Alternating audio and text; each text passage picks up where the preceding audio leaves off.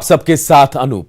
खबरों की शुरुआत करेंगे और सबसे पहले बात उस खुलासे की जो सिर्फ न्यूज 18 के पास है। शहीद थाना प्रभारी अश्विनी कुमार हत्याकांड मामले में यह बड़ा खुलासा हुआ है। न्यूज 18 को सबसे पहले एफआईआर और पोस्टमार्टम की कॉपी मिली है और एफआईआर के मुताबिक मस्जिद से लाउड स्पीकर के जरिए अनाउंस करके हिंसक लोगों की भीड़ जुटाई गई थी।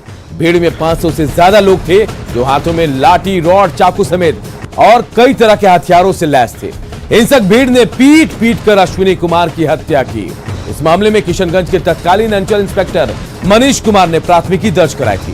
प्राथमिकी में मस्जिद से लाउड स्पीकर के जरिए अनाउंस करने की बात कही गई है और अनाउंस करने के बाद भीड़ जुटाने का जिक्र किया गया है। थाना प्रभारी हत्याकांड में 21 नामजद और 500 अज्ञात लोगों के खिलाफ प्राथमिकी दर्ज की गई है। आरोपियों के खिलाफ बंगाल के पंतापाड़ा ओपी में भारतीय दंड संहिता के विभिन्न धाराओं के तहत प्राथमिकी दर्ज कराई गई।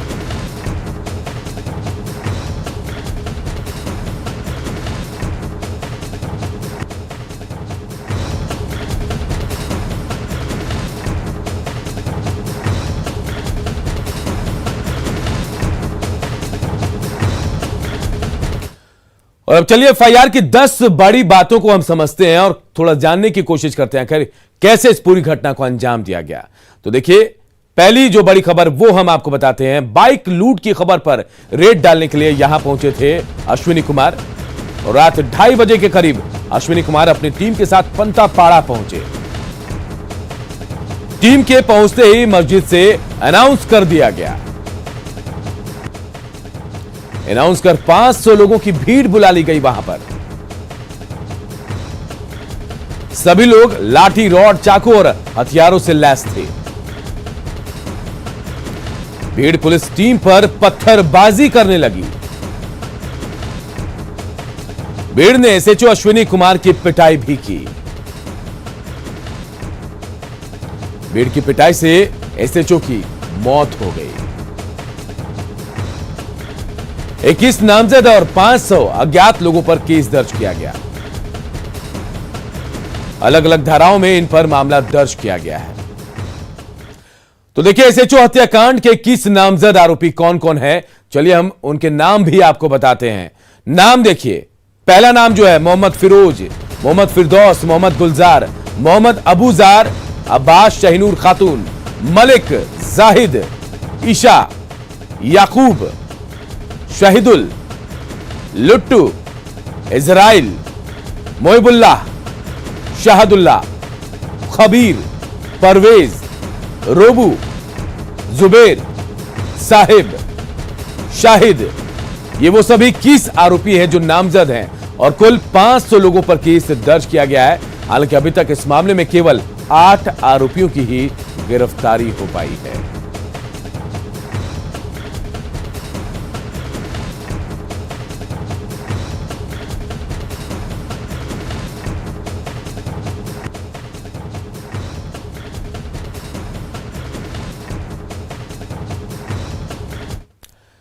किशनगंज एसएचओ हत्याकांड पर पुलिस मुख्यालय की लगातार नजर बनी हुई है। बिहार पुलिस मुख्यालय पश्चिम बंगाल पुलिस के संपर्क में है और आरोपियों की जल्द से जल्द गिरफ्तारी और सजा दिलाने की कोशिश में है। वहीं मौके से भागने वाले एसएचओ की टीम के बारे में भी जांच की जा रही है।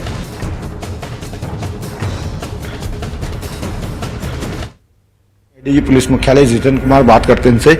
जितेंद्र जी, जिस तरह से एफआईआर लॉन्च किया गया है, 10 धाराओं के तहत एफआईआर लॉन्च किया गया है। मूल रूप से मूलतः जो अनुसंधान है अब शुरू हो चुकी है। बंगाल पुलिस क्या सहयोग कर रही है बिहार पुलिस को और अनुसंधान कब तक पूरी होगी? इस पूरे मामले में कौन कौन से लोग हैं जो नामजद अभियुक्त बनाए?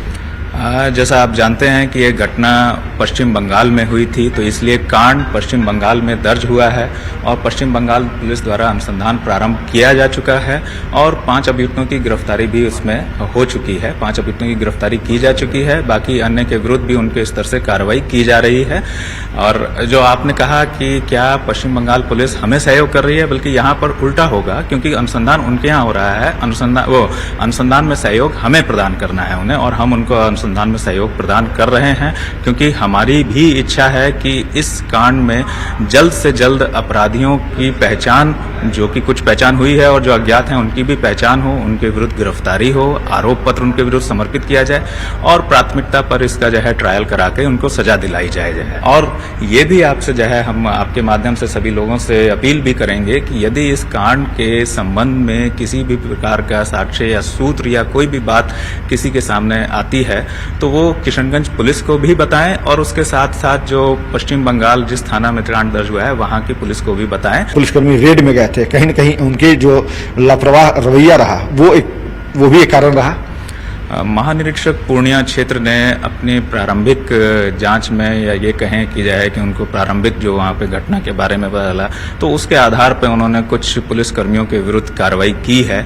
और अब आगे और जो आगे जांच चलती रहेगी तो उसमें और बातें स्पष्ट होंगी कि किसके स्तर से कोई लापरवाही हुई या चूक हुई तो कैसी थी और किस हद तक थी, और क्या उससे जो है कुछ बचा जा सकता था या उसमें और बेहतर तरीके से जो है इस कार्रवाई को किया जा सकता था। ये केस स्टडी के रूप में भी हम लोग रखेंगे और ताकि यदि इसमें कोई त्रुटि हुई है किसी तरह की तो वो आगे ना हो। लोगों से भी इन्होंने न्यूज 18 के माध्यम से अपील की है कि अगर आपके पास कोई साक्ष्य है, कोई सबूत आते हैं, कोई एविडेंस, कोई जानकारी होती है तो इसे जरूर किशनगंज पुलिस को दे, ताकि किशनगंज पुलिस जो है वो बंगाल पुलिस को दे और उसके आधार पर जो कानूनी कार्रवाई है वो बंगाल पुलिस जल्द सुनिश्चित कर सके। कैमरा पर्सन दीपक के साथ अमित कुमार, न्यूज 18 पटना। बीजेपी सांसद अजय निषाद ने किशनगंज दारोगा हत्याकांड की निंदा की और साथ ही उन्होंने कहा कि जिस मस्जिद से अनाउंस किया गया वहां के मौलवी को कड़ी से कड़ी सजा मिलनी चाहिए। घटना जो हुई है बेहद शर्मनाक है और खासकर जो मस्जिद से जो अंजाम दे के जो भीड़ को लिया गया है, ये जितने भी कम पढ़े लिखे जो धर्म के नाम पे कटने मरने को तैयार रहते हैं वैसे लोग को उसका कर ये काम कराया गया। सबसे पहला तो होना चाहिए कि जो उस मस्जिद का जो मौलवी है उस पर हत्या का केस होना चाहिए और उस पर कार्रवाई होनी चाहिए। किशनगंज दारोगा हत्याकांड पर पूर्णिया से जेडीयू सांसद संतोष कुशवाहा ने दुख जताया और साथ ही दोषियों को कड़ी सजा देने की मांग की है। माननीय मुख्यमंत्री जी इसमें तुरंत संज्ञान में लेके जो राज्य सरकार के स्तर से हो सकता सो किए हैं, और हम तो चाहेंगे कि जो भी इसमें दोषी है उसको कम से कम फांसी की सजा मिले और माननीय मुख्यमंत्री जी संज्ञान लेके जो आश्रित परिवार हैं उसको तुरंत नौकरी देने की बात की है और उसको जो मुआवजा हो सकता है उसको देने का माननीय मुख्यमंत्री जी ने ऐलान किया है। और अब बात गया की करते हैं, जहां से शर्मसार करने वाली तस्वीरें सामने आई है। तस्वीर वजीरगंज की, जहां एक युवक के साथ दबंगों ने अमानवीय काम किया। पूरी घटना का वीडियो सोशल मीडिया पर वायरल हो रहा है। घटना के बारे में जानकारी के मुताबिक ये पूरा मामला गुरियावा पंचायत के दुयुना गांव का है और वायरल हो रहे इस वीडियो में एक युवक को गांव के कुछ दबंग लोग शर्मनाक तरीके से प्रताड़ित कर रहे हैं। युवक से उठक बैठक करवा रहे हैं। युवक का कसूर सिर्फ इतना था कि उसने पूर्व मुखिया का साथ आगामी पंचायत चुनाव में देने से इनकार कर दिया था। घटना के बाद युवक के परिजनों को भी धमकी दी गई। धमकी के बाद पीड़ित युवक गांव छोड़कर चला गया है। इस मामले में पुलिस ने कार्रवाई कर 6 लोगों को गिरफ्तार भी किया है। इलेक्शन आ रहा है, गाँव में गाँव प्रचार करो। हम बोला ऐसा नहीं करेंगे, बोला बहुत जिद्दी है, इसको रूम में बंद करो। रूम में बंद किया, बहुत मारा हमको, बोले इसको थूक चटाओ, थूक चटा के रिकॉर्डिंग करो तब इसको पता चलेगा।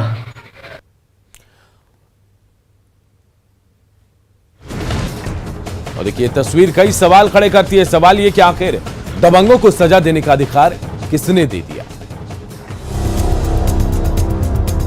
क्या दबंगों की संवेदना जो है वो पूरी तरह से खत्म हो गई? और जो लोग ऐसा कर रहे थे, क्या उन्हें पुलिस और कानून का डर नहीं है? अब तक साइबर अपराध का शिकार आम लोग होते रहे, लेकिन अब साइबर अपराधी नेता और मंत्री को भी अपना शिकार बनाने लगे हैं। ताजा मामला बिहार के सहकारिता मंत्री सुभाष सिंह का है। साइबर अपराधियों ने मंत्री सुभाष सिंह का फर्जी फेसबुक अकाउंट बनाकर उनके नाम से पैसे की उगाही शुरू कर दी। मंत्री ने इकोनॉमिक ऑफेंस यूनिट के एसपी पंकज कुमार से इसकी शिकायत की है। मंत्री सुभाष सिंह से बातचीत के हमारे सहयोगी साकेत कुमार ने पर फर्जी अकाउंट बनाकर सहकारिता मंत्री सुभाष सिंह का आप देखिए यहाँ पर एक फर्जी अकाउंट बनाया गया है फेसबुक पर, और उसके द्वारा इनके जो जानने वाले लोग हैं उनसे पैसे मांगे जा रहे हैं। आप देखिए यहाँ पर मैसेज किया जा रहा है बजाबता इस अकाउंट से, और उस पर पैसे मांगे जा रहे हैं, पैसे का डिमांड किया जा रहा है, बजाबता मैसेज भी यहाँ पर किया जा रहा है। तो एक बड़ा फर्जीवाड़ा दिख रहा है। सहकारिता मंत्री हैं सुभाष सिंह जी हमारे साथ मौजूद भी, हम एक बार बात करते हैं। सर, ये क्या मामला है, कौन लोग हैं, आपने इसकी शिकायत की है क्या? अब कोई दुश्मन ही ना होगा। अभी हमको जानकारी आज सुबह मिली है, कई लोगों के द्वारा फ़ोन किया जा चुका है कि ऐसे ऐसे पैसा मांगा जा रहा है कि मैं अस्वस्थ हूँ, बेड पर हूँ, हॉस्पिटल में हूँ, 50,000 रुपया भेज दो, ऐसे ऐसे कर रहा है। तो कोई होगा तो कोई मित्र का काम थोड़ी है, कोई दुश्मन ही ऐसा किया है। आपने इसकी शिकायत की है? इसके लिए शिकायत हम अभी आपको दे रहे हैं। इसके लिए टाइप हो रहा है, शिकायत हम दे भी रहे हैं। यहाँ पर एसपी को, गोपालगंज एसपी को भी जानकारी है, फिर बात भी हम करेंगे। तो जो भी अपराध इस तरह का कर रहा है, लोगों को भ्रम में डाल के पैसा उगाही कर रहा है, इस पर लगाम लगना चाहिए और वो आदमी गिरफ्तार होना चाहिए। सगे संबंधियों से भी इस तरह से मांगा गया है क्या? सगे संबंधी से ज़्यादा करके लोगों से मांगा गया है। सगा संबंधी जो लोग भी आते हैं, इनडायरेक्ट से डायरेक्ट जो संबंधी हैं, उन्हीं लोगों से मांगा जा रहा है। अभी तक किसी ने बताया कि हमने पैसा दे दिया इस आदमी को जिसने मांग की? नहीं, पैसा कोई ऐसे पैसा कोई थोड़ी डाल देता है बिना जानकारी लिए हुए। हम बिना जानकारी का कोई नहीं डालता है। बड़ा फर्जीवाड़ा है, क्योंकि आम लोगों के साथ इस तरह की घटनाएं होती है, लेकिन सरकार के मंत्री के साथ भी इस तरह से, और बजाबता इसमें अकाउंट नंबर, पे फोन नंबर, सभी चीज़ें दी गई है जिस पर पैसे मंगाए जा रहे हैं। इनके सगे संबंधी जो जानने वाले लोग हैं उनसे मांगे जा रहे हैं पैसे। लेकिन सबसे बड़ा सवाल है कि आखिर इस तरह का जो सोशल नेटवर्किंग या यूँ कहे कि फेसबुक या इस तरह के चीज़ों से जिस तरह से फर्जीवाड़ा हो रहा है, वो कहीं ना कहीं लोगों को परेशान कर रहा है। और आज इसके जद में बिहार सरकार के मंत्री सुभाष सिंह जो सहकारिता मंत्री हैं वो भी आ गए हैं। उन्होंने इस बात की शिकायत पुलिस प्रशासन से की है, गोपालगंज एसपी से इन्होंने शिकायत की है, और बजाबता एक लेटर भी शिकायत का ये एसपी को भेज रहे हैं। तो निश्चित तौर पर इस पर देखना चाहिए और जो कानूनी कार्रवाई है उसे प्रशासन को इस पर करनी चाहिए। साकेत कुमार, न्यूज़ 18 पटना। बिहार में कोरोना के केस में कमी जरूर आई, लेकिन स्थिति अब भी बेहतर नहीं है।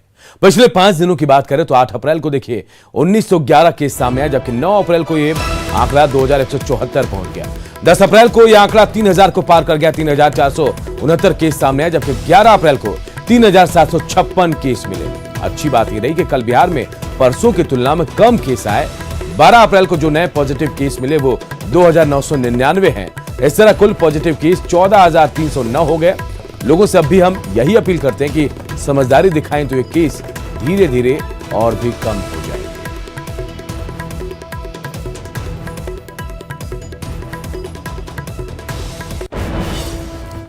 देखिए, बिहार में कोरोना के सबसे ज्यादा मरीज राजधानी पटना से मिल रहे हैं। यही कारण है कि यहां कोविड जांच केंद्रों पर बड़ी संख्या में लोग पहुंच रहे हैं।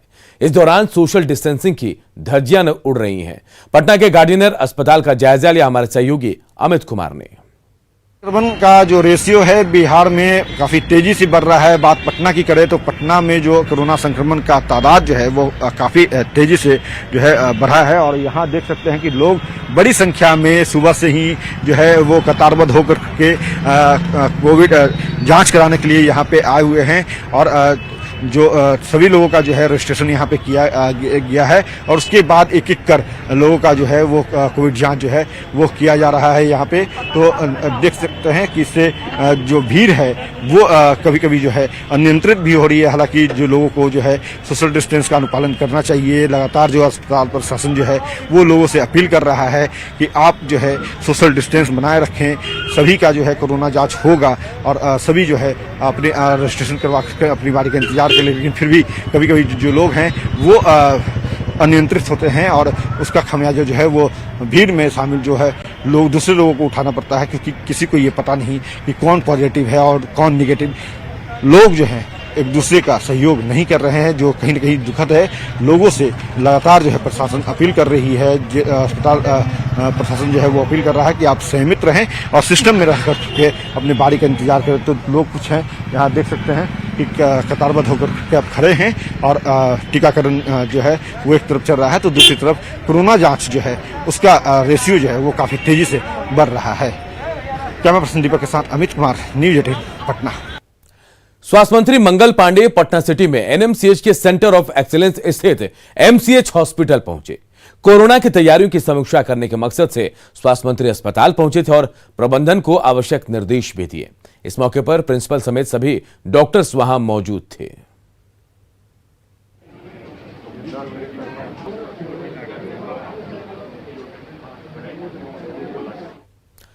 दानापुर में पटना नगर निगम की बड़ी लापरवाही सामने आई है। बेउर स्थित वार्ड नंबर 11 में सफाई कर्मियों को कोरोना से सुरक्षा के लिए कोई इंतजाम उनका नहीं किया गया।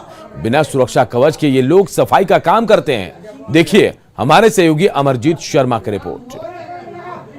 फ्रंटलाइन वर्कर जो हमारे साफ सफाई के लिए गली मोहल्ले में हमेशा नजर आ जाते हैं, हम उन्हीं के बीच में हैं। वार्ड नंबर 11 मोहली टोला, आप देख सकते हैं कि ये साफ सफाई किया जा रहा है। ये वार्ड नंबर 11 का ये मोहली टोला है और ये इस इलाके में जो है जो सफाई कर्मी हैं, हर बार जो है इनको मास्क दिया जाता था और सुरक्षा के इंतज़ाम के लिए व्यवस्था किया जाता था कोरोना काल लॉकडाउन के दौरान। और इस बार अभी तक कोई मास्क ना ही कोई किसी तरह का, आप देख सकते हैं आप कि किस तरह से ये लोग सफाई कर रहे हैं और उसके बाद जो है इनके पास जो है न मास्क है और ना ही सुरक्षा के कोई इंतज़ाम है। हर बार जो है इनके पास व्यवस्था होती थी, सुरक्षा के लिए मास्क होते थे और ये सारा नगर निगम उपलब्ध कराता था, लेकिन इस बार जो है किसी तरह की उपलब्धता नज़र नहीं आ रही है। इसमें तो नहीं कुछ मिला है, मैंने कि मास्क वगैरह जो मिलता था पहले, क्या क्या मिलता था? पहले तो सब कुछ मिलता था, अभी तो नहीं मिल रहा है। नहीं मिला है। हा? नहीं मिला है। क्या क्या मिलता था? मिलता था वही मास्क मिलता था, सब अफसा मिलता था। यहाँ साया नहीं तो सर, तो हम कहाँ से दें? कहाँ से आता था हर बार? निगम ऑफिस से। दानापुर से न्यूज़ 18 के लिए अमरजीत शर्मा। कोरोना के बढ़ते प्रकोप को देखते हुए बिहार के सभी शिक्षण संस्थानों को बंद कर दिया गया है। निजी स्कूलों में बच्चों के पढ़ाई के लिए ऑनलाइन व्यवस्था की गई, लेकिन बिहार के सरकारी स्कूलों में पढ़ने वाले बच्चे पढ़ाई से पूरी तरह से महरूम हैं। स्कूल बंद है, लेकिन शिक्षक हाजिरी बनाने रोज स्कूल आते हैं और पूरे दिन खाली बैठकर घर लौट जाते हैं। सरकारी स्कूलों में ऑनलाइन पढ़ाई की कोई व्यवस्था नहीं है। शिक्षकों का कहना है कि संसाधन की कमी की वजह से वो चाहकर भी बच्चों को नहीं पढ़ा पा रहे।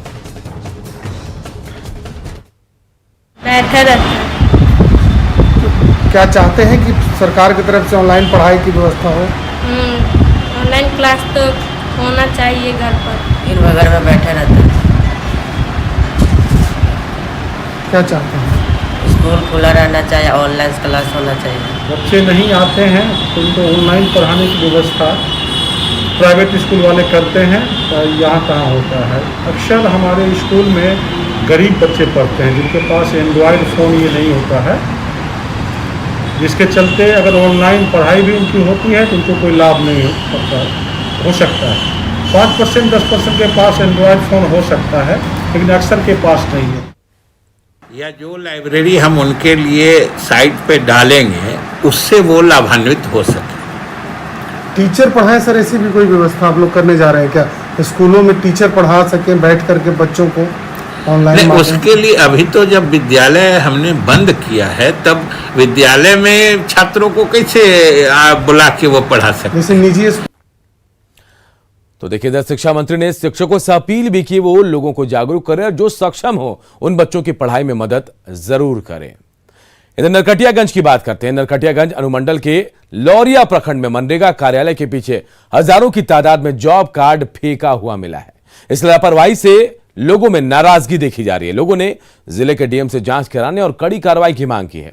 इस मामले में पीओ और बीडीओ की चुप्पी कई सवाल और संदेह पैदा कर रहे हैं।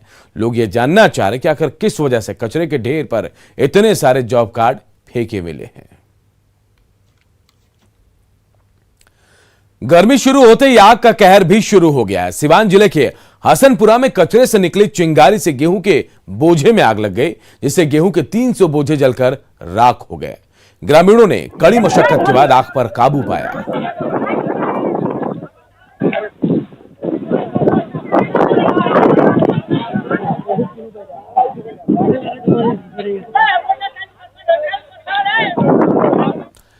मुजफ्फरपुर में चैत्र नवरात्र की पूजा श्रद्धा और भक्ति के साथ की जा रही है। कलश स्थापना के साथ ही मां की पूजा आराधना शुरू हो गई है। आज पहले दिन मां के शैलपुत्री स्वरूप की पूजा की जा रही है। हालांकि नवरात्र पर कोरोना का असर साफ दिख रहा है। मां के मंदिरों में सिर्फ पंडित और पुजारी ही मां की पूजा कर रहे हैं। आम लोगों के लिए मंदिरों में प्रवेश वर्जित है। मुजफ्फरपुर के प्रसिद्ध मां बगलामुखी मंदिर से पूजा का जायजा लिया हमारे सहयोगी सुधीर कुमार ने। चैत्र नवरात्र में आज से मां दुर्गा की पूजा आराधना शुरू हो गई है। आज प्रथम शैलपुत्री की पूजा हो रही है और हम पहुंचे हैं मुजफ्फरपुर के प्रसिद्ध मां बागलामुखी मंदिर में। तो कोरोना काल के बीच कैसे मां की पूजा हो रही है, इसकी एक तस्वीर हम आपको दिखाना चाहते हैं कि देखिए मां बागलामुखी की यहाँ स्थायी मूर्ति लगाकर स्थायी प्राण प्रतिष्ठा की गई है और अभी हम मंदिर के प्रांगण में हैं। कोरोना की वजह से आम श्रद्धालुओं के लिए तो मंदिर में कोई एंट्री नहीं दी गई है, लेकिन देखिए यहाँ हवन चल रहा है कि आप देखिए कि कलश स्थापना के साथ चैत्र नवरात्रा की शुरुआत हो गई है। न्यूज़ 18 के माध्यम से मुजफ्फरपुर की कल्याणकारिणी मां बागलामुखी की एक तस्वीर हम आपको दिखाना चाहेंगे। हमारे टीवी स्क्रीन से मां बागलामुखी की इस कल्याणकारी तस्वीर 10 भुजाधारिणी का दर्शन आप कर सकते हैं। हमारे साथ हैं यहाँ मंदिर के पुजारी जी, तो हम लोग इनसे बात करेंगे। आज तो माँ शैलपुत्री की पूजा है। हाँ, माँ प्रथम कैसे माँ का इस रूप का वर्णन करेंगे? नहीं, इस रूप का वर्णन यही है कि माँ प्रथम शैलपुत्री की पूजा है और सभी लोग इसकी पूजन करें और जिससे कल्याणकारी होंगे। किसी प्रकार का रोग आदि जो होगा वो सब ध्वस्त हो जाएगा और कोरोना काल है, इसमें सभी लोग सुरक्षित रहें। एक तस्वीर हम आपको दिखाना चाहेंगे कि ये कमल दल जो काफ़ी दुर्लभ होता है और सहस्त्र कमल दल है, ये माँ बागलामुखी के मंदिर में मौजूद है और इसके दर्शन मात्र से मानव का कल्याण होता है। आगामी 10 दिनों तक इसी तरीके से माँ की पूजा आराधना होगी, लेकिन कोरोना को लेकर किसी तरीके की भीड़ नहीं लगाई जाएगी। जो श्रद्धालु आएंगे वो बाहर से ही माँ की आराधना करेंगे, उनके प्रसाद वगैरह माँ को चढ़ाए जाएंगे, लेकिन प्रवेश पर रोक रहेगी ताकि कोरोना का संक्रमण नहीं हो सके। सुधीर कुमार, न्यूज़ 18 मुजफ्फरपुर। और अपना बिहार के इस बुलेटिन में इतना ही। आगे देखिए जोहार झारखंड।